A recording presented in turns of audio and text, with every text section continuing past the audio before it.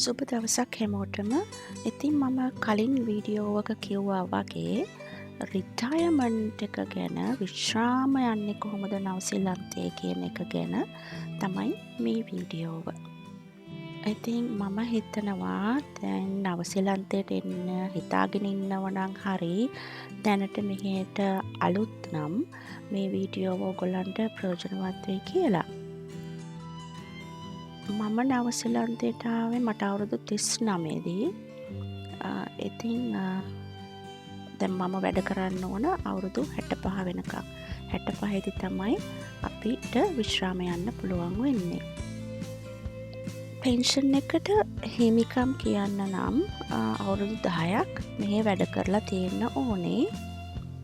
එතකොට කිවිසේව කියලා එකක් තියෙන බව ගොඩක් අය දන්නවා ඇතිනේ. මම දැකලා තිනවා වීඩියෝස් අරගෙන ඇවිල්ලා තිනවා අනිත් ලංකාවෙන් ආපු අය.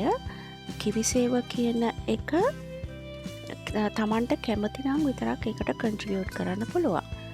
කිවිසේව කියන එකට අපි කන්ට්‍රිබියුට් කරනවා නම් එතකොට අපේ එම්ප්ලොයර්ත් ඒකට කන්ට්‍රිබියුට් කරනවා.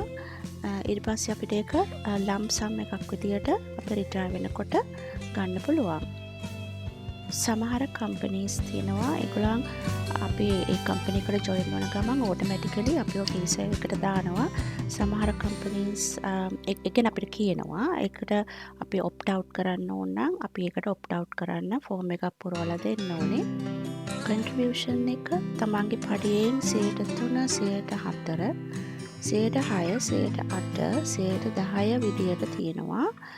ඉතින් අපි ඒකට ගාණක් කිව්වේ නැත්නම් ප්‍රසන්ටේජ් එකක් දුන්නේ නැත්නම් ඒගොල්ලෝ 3% තමයි ඇක්සෙප්ට් කරන්නේ. ඊට පස්සේ අපි දාන ඒ ගාණම අපේ එම්ප්ලොයර්ත් ඒකට කන්ට්‍රිබියුට් කරනවා. ඊළඟට ගවර්න්මන්ට් එකනොත් මේ කිවිසේව එකට අවුරුද්දකට ඩොලර් 500ක් වගේ. ඒක හැම අවුරුද්දෙම දාන්නේ මට මතක විදියට නම්. කොහොම හරි ගවර්න්මන්ට් එකනොත් මේක අපේ account එකට ඒ ගාණ දානවා. maximum $532 or something like that. ඊළඟට පෙන්ෂන් ගියාම ඉතින් සුමානිකට ඩොලර් 300ක් වගේ ගාණක් තමයි ලැබෙන්නේ. ඉතින් ඒක ඩිපෙන්ඩ්ස් වෙනවා තියෙන අනිත් ආදායම් වල හැටියටත් තමන් විවාහ වෙලා ඉන්න කෙනාගේ ආදායම ඒවා අනුවත් ඒ ගාණ වෙනස් වෙනවා. ඉතින් ඒ වගේම ගෝල්ඩ් කාඩ් කියලා එකක් හම්බ වෙනවා. ඒකෙන් ගොඩක් තැන් වලින් ඩිස්කවුන්ට්ස් හම්බ වෙනවා. එතකොට පබ්ලික් ට්‍රාන්ස්පෝර්ට්, බස් ට්‍රේන්ස් වල කෙටි ගමන් යන්න උදේ 9ත් හවස 3ත් අතර ෆ්‍රී හම්බ වෙනවා. ඒ විදිහට ඩිස්කවුන්ට්ස් මේ ගෝල්ඩ් කාඩ් එකෙන් ගොඩක් හම්බ වෙනවා. ඉතින් දැන් අපි හිතමු කාට හරි ගෙයක් නෑ කියලා රිටයර් වෙනකොට.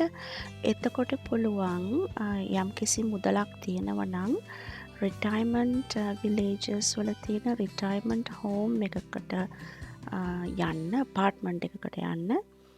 හැබැයි ඒකේ තියෙන අවාසිය තමයි ලොකු ගාණක් දීලා අපාර්ට්මන්ට් එකක් ගත්තට පස්සේ ඒක අපිට අයිති වෙන්නේ නැහැ. අපිට ඒකේ ඉන්න පුළුවන්. අපි මැරෙනකම් මේකේ ඉන්න පුළුවන්.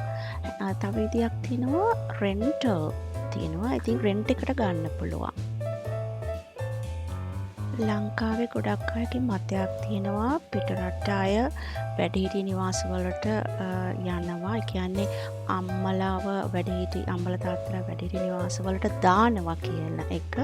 හැබැයි දෙමව්පියෝ ගොඩක් අය යන්නේ කැමැත්තෙන්. ගොඩක් කියන්නේ 99% විතර යන්නේ කැමැත්තෙන්. මොකද ඒවායේ තියෙන ෆැසිලිටීස් ගොඩක් වැඩි ගෙදරක තියෙන ෆැසිලිටීස් වලට වඩා. දැන් නිකමට හිතන්න ගෙදර ළමයි ඉන්නකොට ඒගොල්ලන් වැඩට යන්න ඕන. එතකොට දවල් දවසට මේගොල්ලන් ඉන්නේ තනියෙන්.